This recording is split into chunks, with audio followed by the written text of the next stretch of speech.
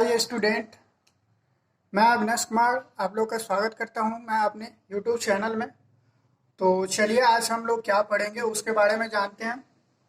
ये class actually 10th class Bihar board के student के लिए है। तो जो भी स्टूडेंट यहाँ पे नए हैं और पिछले वाले वीडियो को आप यदि नहीं देखे हैं तो प्लीज़ आप उसको जा कर के देखिए।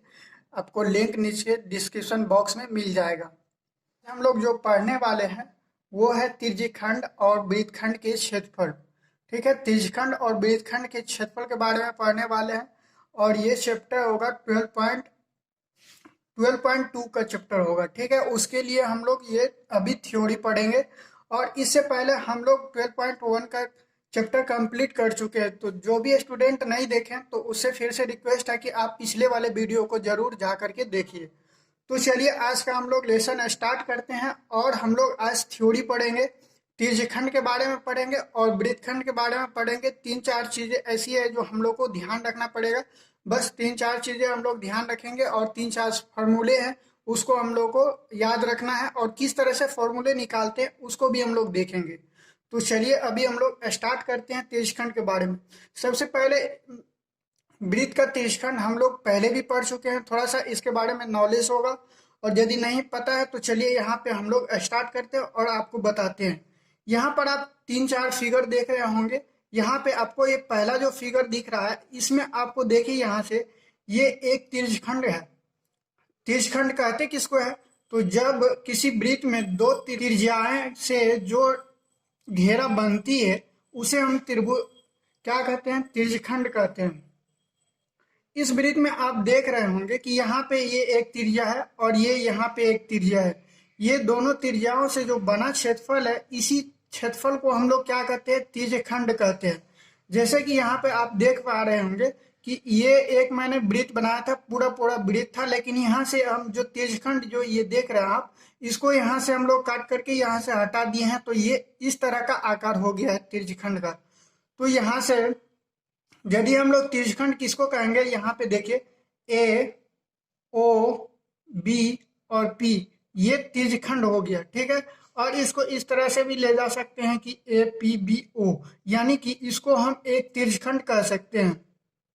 यहाँ पर इसका ये पी बिंदु डालने का यही कारण है कि यदि हम मान के चलिए कि ये एक चाप यहाँ से और यहाँ से यदि हम चाप लेते हैं, ठीक है, तो इसको हम किस तरह से लिखेंगे? यहाँ से ए पी और बी लिखेंगे और यदि हम यहाँ पे पी नहीं लिखते हैं तो ए बी का मतलब हो जाएगा, यानी कि यहाँ से ये सीधा सीधा हो जाएगा। इसीलिए यहाँ पे पी बिंदु लेने का मतलब है।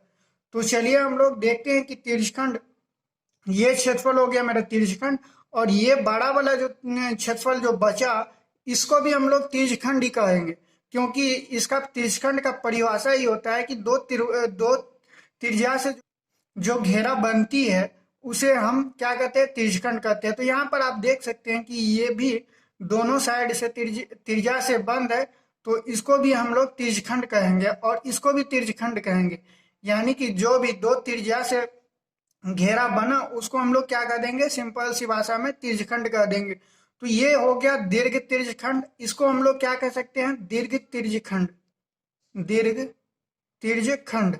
ठीक है, और यहाँ पे ये हो गया मेरा लघु त्रिज्यखंड। ठीक है, तो अब हम लोग देखते हैं त्रिज्यखंड के बारे में जान गए हैं कि क्या होता है त्रिज्यखंड। अब हम लोग चलते हैं वृत्तखंड के बारे में देखते हैं। तो वृत्तखंड किस तरह का होता है? तो जब कोई भी वृत्त में एक हम लोग जीवा लेते हैं और वो जीवा जब एक वृत्त को दो भागों में काटता है तो इसमें जो छोटा वाला भाग होता है उसे हम लघु वृत्तखंड कहते हैं। यहाँ पे आप देख पा रहे होंगे कि नीचे वाला जो भाग है वो छोटा है, ठीक है, और ये ऊपर वाला जो भाग है ये बड़ा है, तो इसको हम लोग दीर्घ वृत्तखंड कहेंगे और इस वाले क्षेत्र को हम लोग क्या कहेंगे? लघु वृत्तखंड कहेंगे। तो अब हम लोग इसके बारे में जान चुके हैं और इसका परिभाषा हम लोग जान चुके हैं। तो चलिए अब हम लोग इसके बारे में फॉर्मूला को देखते हैं कि फॉर्मूला क्या होता है। तो यहाँ से हम लोग फॉर्मूला निकालना सीखेंगे और फॉर्मूला निकालना सीखेंगे तो सबसे पहले हम लोग देखते हैं, आप लोगों को पता होगा कि वृत्त का क्षेत्रफल होता है पाई आर स्क्वायर। ठीक है, वृत्त का क्षेत्रफल होता है पाई आर स्क्वायर, ये हम लोगों ने पढ़ चुका। ठीक है, इसका परिधि होता है, वृत्त का परिधि होता है, वृत्त का परिधि होता है 2πr। तो ये फॉर्मूला हम लोग पढ़ चुके हैं, ठीक है। अब हम लोग तिर्यकखंड के बारे में देखेंगे। तो तिर्यकखंड देखेंगे तो सबसे पहले तिर्यकखंड का क्या आएगा, क्षेत्रफल आएगा, तिर्यकखंड का क्षेत्रफल, ठीक है। तो जब हम लोग तिर्यकखंड का क्षेत्रफल निकालते हैं तो इसका क्षेत्रफल किस तरह से निकलेगा। मान लेते हैं कि इस वृत्त में ये मेरा त्रिज्या r है, ठीक है। तो ये भी त्रिज्या r होगा, ठीक है। जब ये r हो गया और आपको इसका तिर्यकखंड निकालना है तो पूरे वृत्त का क्षेत्रफल पाई आर स्क्वायर होता है। और ये अपने आप में जब वृत्त का क्षेत्रफल पाई आर स्क्वायर होता है तो ये कितना होता है, 360 डिग्री का कोण बनाता है। यानी कि ये पूरे अपने आप में घूमेगा, यानी कि चारों तरफ घूमेगा। कोई बिंदु है तो इसका यदि हम लोग कोण देखते हैं तो ये चारों तरफ यदि घूमता है तो इसका 360 डिग्री का कोण होता है अपने आप में, ठीक है। तो 360 डिग्री बराबर है ये पाई आर स्क्वायर होता है। यानी कि हम लोग पहले डिग्री में देख लेंगे कि 360 डिग्री जो ये घूमता है तो इसका क्षेत्रफल कितना हो जाता है, पाई आर स्क्वायर हो जाता है। लेकिन यहाँ पे हम लोग को केवल थीटा डिग्री घूमना है, ठीक है। यहाँ पे इसको मान लेते हैं कि थीटा डिग्री, हमको अभी पता नहीं है कि ये 30 डिग्री है 40 डिग्री है, तो इसको हमने पहले मान लिया कि ये थीटा डिग्री है, ठीक है। तो यदि ये थीटा डिग्री है तो इसका क्षेत्रफल क्या होगा। तो हम लोग एक एक नियम से देखते हैं कि जैसे पहले हम लोग देखते थे कि 10 रुपया में 15 पेन मिलते हैं तो 1 रुपया में कितने पेन मिलेंगे। और फिर यदि हम लोग को 2 पेन खरीदना है तो क्या करते हैं, तो इस तरह से हम लोग पहले भाग करते थे फिर गुना करते थे। तो यहाँ पे भी वही नियम हम लोग करेंगे कि सबसे पहले 1 डिग्री का निकालेंगे क्षेत्रफल। तो 1 डिग्री का क्षेत्रफल निकालेंगे तो यहाँ से क्या हो जाएगा, पाई आर स्क्वायर बट्टा 360 डिग्री हो जाएगा। अब हम लोग क्या करेंगे, यहां से हम लोग को थीटा डिग्री का क्षेत्रफल निकालना है। थीटा डिग्री का क्षेत्रफल निकालना है तो क्या करेंगे, हम लोग थीटा डिग्री का क्षेत्रफल निकालने के लिए क्या करेंगे, पाई आर स्क्वायर बट्टा 360 डिग्री और गुने में क्या हो जाएगा, थीटा हो जाएगा। तो इसका फॉर्मूला यहाँ पे निकल के आ गया, पाई आर स्क्वायर बट्टा 360 डिग्री। तो इसका हम लोग का क्षेत्रफल निकल गया तिर्यकखंड का कितना, पाई आर स्क्वायर बटा 360 डिग्री। चलिए आप लोग को तिर्यकखंड का किस तरह से हम लोग क्षेत्रफल निकालते हैं वो आपको पता चल गया होगा। आप लोग कभी भूलिएगा भी तो खुद से निकाल लीजिएगा। अब हम लोग चाप की लंबाई निकालते हैं, ठीक है। जैसे कि यहाँ पे आप लोग देख पा रहे होंगे, यहाँ से आपको पता होगा कि ये आप देख रहे होंगे, ये इसको हम क्या बोलेंगे, इसको तो हम पूरे को सम्मिलित रूप से तिर्यकखंड बोल दिए। लेकिन इस भाग को क्या बोलेंगे, यदि हम लोग ये पूरे वृत्त को हम लोग ये परिधि बोलते थे तो यहाँ पे ये क्या हो जाएगा, तिर्यकखंड का जो ये घुमा हुआ भाग है यानी कि कर्व है उसको हम लोग क्या बोलेंगे, तो इसको हम लोग चाप बोलेंगे, ठीक है। तो मान लीजिए कि हमको किसी तिर्यकखंड में बोल दिया कि चाप की लंबाई बताइए, तो कैसे निकालेंगे। तो वृत्त में हम लोग क्या करते थे, पाई 2πr निकालते थे। यानी कि वृत्त का हम लोग को परिधि पूछा जाता था तो हम लोग क्या बता रहे थे, 2πr, ठीक है। उसी तरह से हम लोग देते हैं यहाँ पे फिर से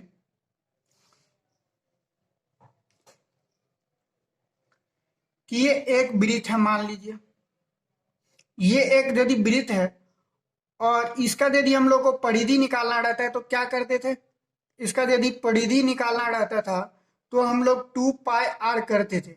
लेकिन अभी मैंने बताया कि आपको यदि इसका भी हम लोग को इस तरह से चाप की लंबाई निकालना है तो इसका परिधि हम लोग को देखना पड़ेगा। तो इसका परिधि देखिए यहाँ पे 2πr हो रहा है, ये परिधि 2πr कितने डिग्री पे हो रहा है, तो ये अपने आप में ये बिंदु जो है सो 360 डिग्री घुमा हुआ है। इसके बाद इसका 2πr जो है सो इसका परिधि हुआ है, ठीक है। तो यदि ये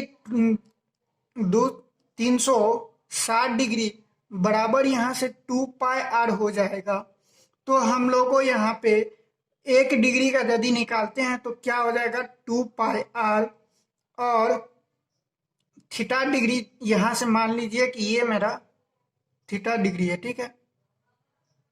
ये हो गया आपका थीटा और ये ए था, ओ और बी और इसको हम लोग पी बिंदु नाम दिए थे, ठीक है। और इस क्षेत्र का हम लोग को क्षेत्रफल निकाले थे। अब हम लोग ये परिधि जो है ये पूरे तो परिधि होता है लेकिन यहाँ पे हम लोग इसको केवल इस भाग को हम लोग चाप बोलेंगे।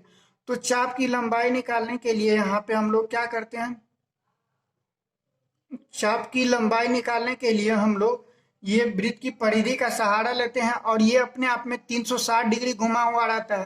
तो 1 डिग्री का सबसे पहले हम लोग निकालेंगे, तो ये 1 डिग्री बराबर हो जाएगा आपका 2πr/360 डिग्री। ठीक है, अब हम लोग थीटा डिग्री का मान निकालेंगे। थीटा डिग्री का मान निकालते हैं तो ये क्या हो जाएगा, 2πr/360 डिग्री और गुना में कितना हो जाएगा, थीटा हो जाएगा।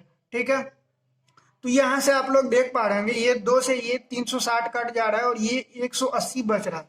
तो यहाँ पे देखिएगा तो ये कितना हो जाएगा, ये यदि हम लोग को ये चाप की लंबाई है, चाप की लंबाई हम लोग निकाल रहे हैं, तो ये कितना हो गया, पाई आर थीटा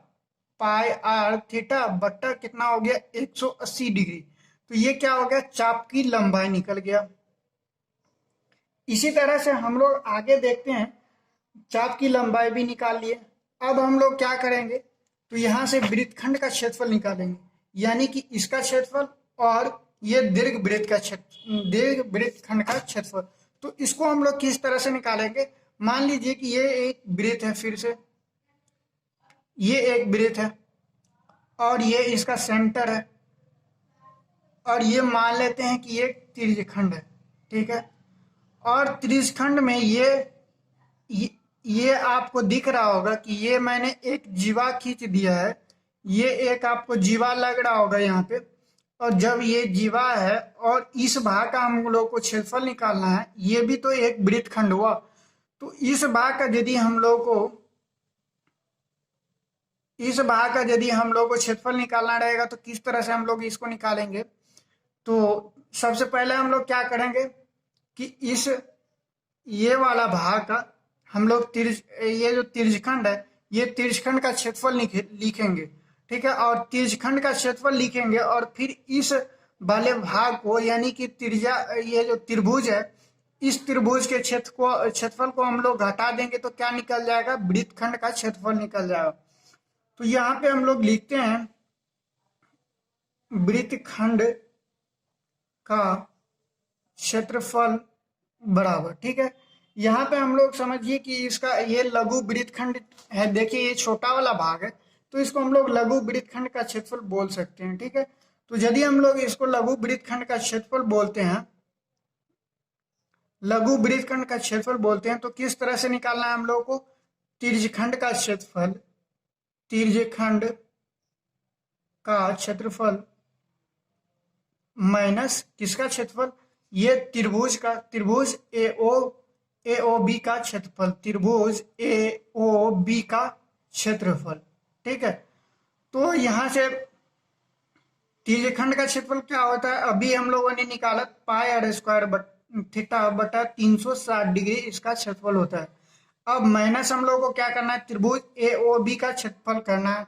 तो त्रिभुज AOB का क्षेत्रफल यहाँ पे क्या हो जाएगा, चूंकि हम लोग को ये थीटा में निकालना है, तो थीटा वाले मान को लेकर के हम लोग को निकालना है। तो आप लोग को ये फॉर्मूला आपको याद रखना होगा कि त्रिभुज का ये भी क्षेत्रफल होता है 1/2r² और साइन थीटा इंटू में हो जाए।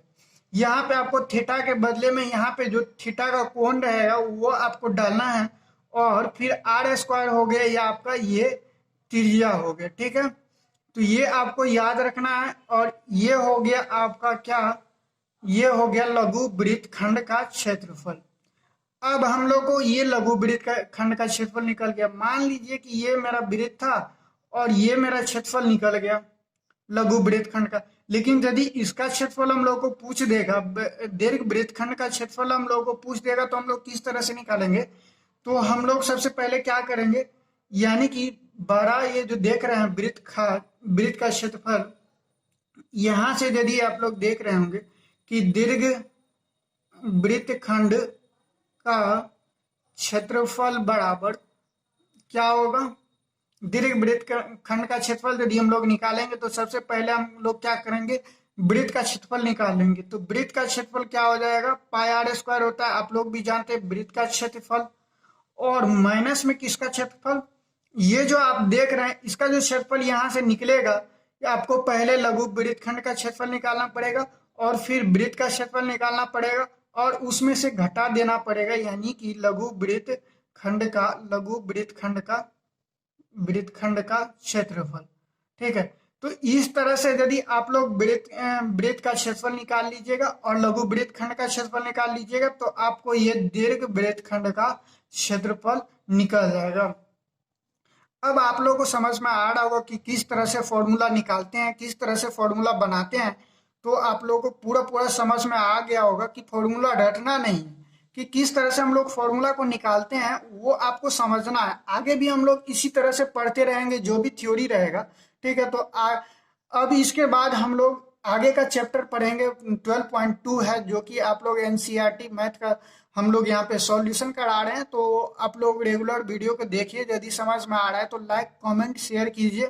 ठीक है, और बने रहिए हमारे वीडियो पे, ताकि जो है सो चैप्टर बाय चैप्टर आगे का जो है सो आपको सॉल्यूशन किया जा रहा है। यहाँ पे आप लोग बहुत अच्छे से तैयारी कर पाएंगे, बिहार बोर्ड स्टूडेंट हैं तो उसका अच्छे से अच्छे तैयारी कर पाएंगे यहाँ पे। तो मेरे चैनल को सब्सक्राइब कर लीजिए और वीडियो देखने के लिए आप लोगों को बहुत बहुत धन्यवाद। I gave you my heart.